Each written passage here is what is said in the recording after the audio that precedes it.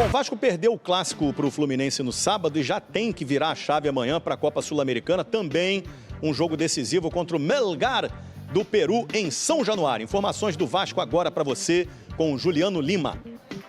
Fala pessoal, tudo bem? Amanhã o Vasco recebe o Melgar do Peru pela Copa Sul-Americana, a última rodada da fase de grupos da competição. A novidade será o retorno do meio-campo Felipe Coutinho, que cumpriu suspensão contra o Fluminense pelo Campeonato Brasileiro. No último sábado, teve o reencontro do técnico Fernando Diniz, hoje treinador do Vasco, com o ex-clube, o Fluminense. João Vitor abriu o placar para o Vasco, com direito à provocação de Ryan na comemoração. O Fluminense empatou com o gol contra de Verratti, ainda no primeiro tempo. Na segunda etapa, Guga fez um golaço, o gol que garantiu a vitória do Fluminense, 2-1. Amanhã o Vasco pela Copa Sul-Americana vai contar muito com o apoio do torcedor aqui em São Januário. Em 2025 foram 11 jogos, 7 vitórias e 4 empates. O time ainda não perdeu em São Januário. Na Copa Sul-Americana, somente os primeiros colocados de cada grupo avançam de forma direta para as oitavas de final. A situação do Vasco é a seguinte: o time está em terceiro lugar do grupo G, precisa vencer o Melgar, subir para a segunda posição e depois disputar a vaga com um time eliminado da Libertadores. Mas posso falar? Pessoal, vai, Ryan, faz de novo, você tem que fazer mesmo. É confiança, é clássico. Ainda mais o Ryan, que é um garoto que vem da base. Sabe o quente que é um Fluminense Vasco, um Fla-Flu.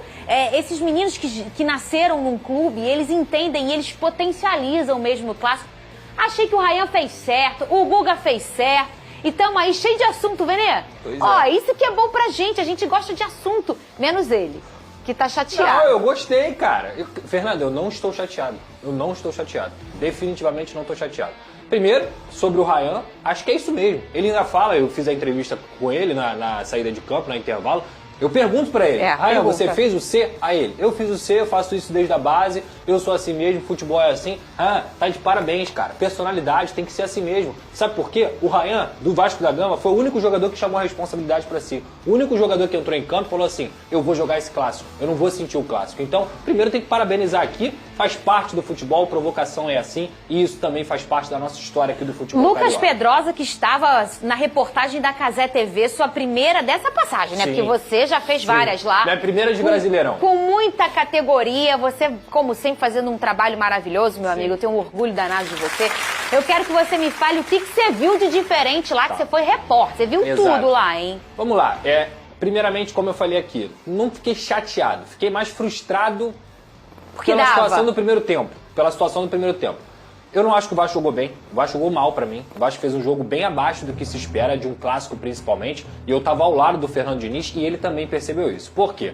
Em relação ao plano de jogo, quem se deu melhor foi o Renato. Porque ele entendeu que o Fernando Diniz é um cara que gosta de sair ali curtinho, e isso é natural, faz parte do jogo dele, já falei isso aqui diversas vezes. Só que o elenco do Fluminense conhece todas as mecânicas que o Fernando Diniz tem para sair jogando. Então, obviamente, uniu um pouquinho do Renato com o que esse conhecimento de elenco do Fluminense tem também. Encurralou as laterais do Vasco, Paulo Henrique não conseguia sair jogando, Lucas Piton não conseguia sair jogando.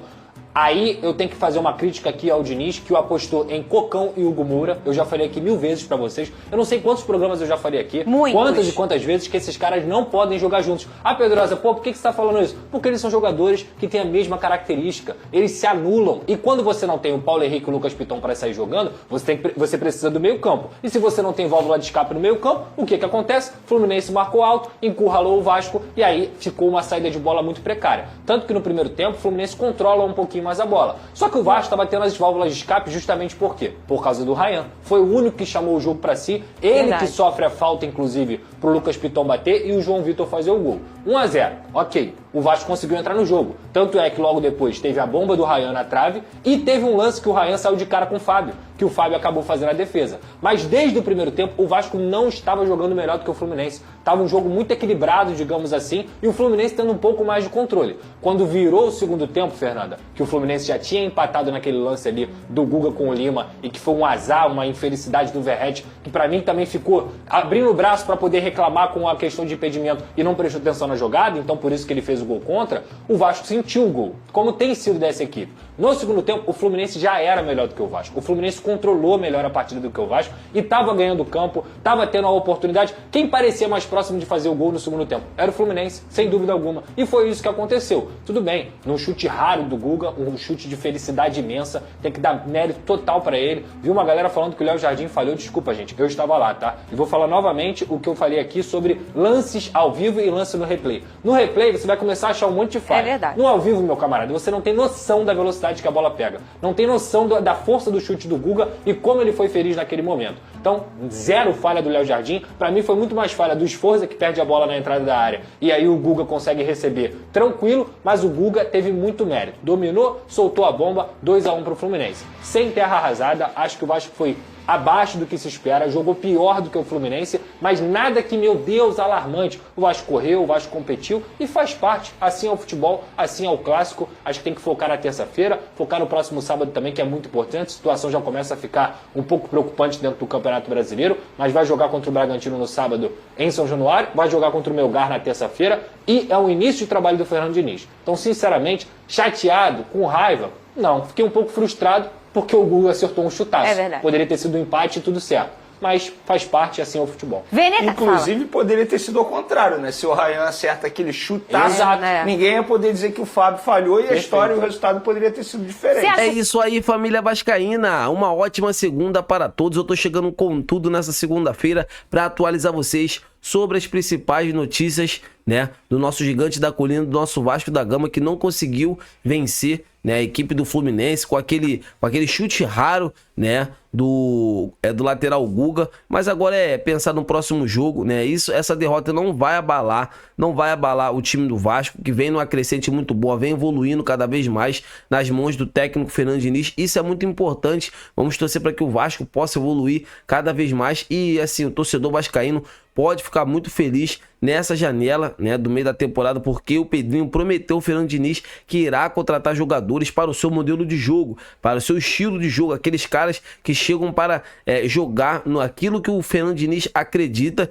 né, que pode melhorar na equipe do Vasco da Gama. E esse é o nome agora, a informação de que esse craque, né, Luka Modric, né, assim, teria um grande interesse de vir jogar no futebol brasileiro, e o Vasco, né, teria interesse. Vai contratar ou não, não sei. Até porque é um cara assim, que outros clubes brasileiros também vão demonstrar, e o Vasco não pode estar entrando em nenhum leilão. É um jogador multicampeão, ganhou diversos títulos com a camisa do Real Madrid, e é um cara, o Payet, né, onde muita gente não acreditava, né, que ele iria vir jogar no Vasco, não veio jogar. Por que o Luka Modric não pode? Até o fim da próxima temporada o Coutinho não tá aí jogando. Então assim, eu acho que não seria nenhum exagero. É claro, não tem como o Vasco pagar um caminhão de dinheiro, né, pelo Luka Modric, mas eu vou falar uma coisa pra vocês. Ele chegando, ele poderia fazer a função de que o Ganso fez com o técnico Fernando Diniz na época do Fluminense, aquele cara amador, aquele cara ali que pode achar o Verratti na cara do gol, o próprio Ryan. Então esse é um nome muito interessante. Não tô afirmando que vai contratar,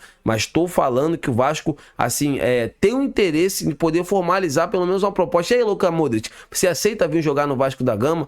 Né? Então assim, eu quero saber de vocês, amigas e amigos, seria um nome para chegar, vestir a camisa do Vasco e sair jogando? Ou vocês acham que o Vasco tem que ir atrás de um nome mais jovem, né, do meio campista mais jovem, para fazer essa função, tendo em vista que o calendário do futebol brasileiro é aquele campeonato, né, aquele calendário insano com um jogo atrás do outro? Quero saber a opinião de todos vocês. O sentimento não pode parar. Fiquem com Deus!